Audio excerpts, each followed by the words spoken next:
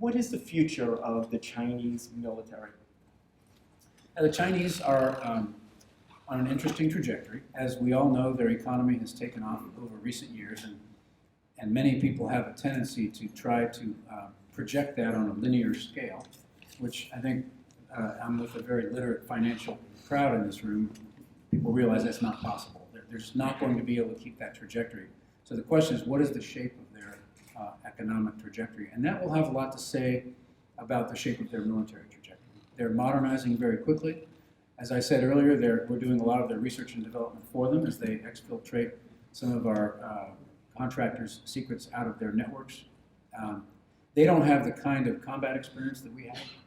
They don't have the same young men and women we have who have grown up cherishing their freedom and with us, freedom to be creative and that sort of thing. So I have a lot more faith in our young men and women if we were to get into a dust-up with the Chinese. But they are on a trajectory that will probably level off a little bit in terms of their military, but they are certainly a rising threat that we need to be very mindful of.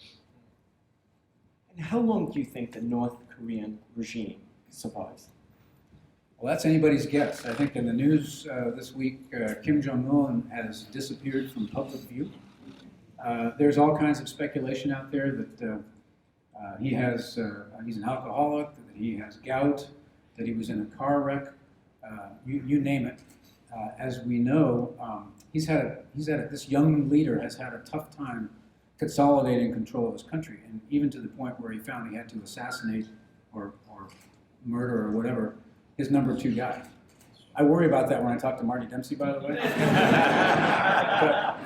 but Marty knows that I don't have the ambition to take his job, so we're on pretty good terms.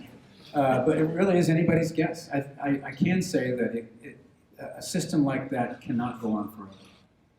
It's just not going to be able to sustain itself.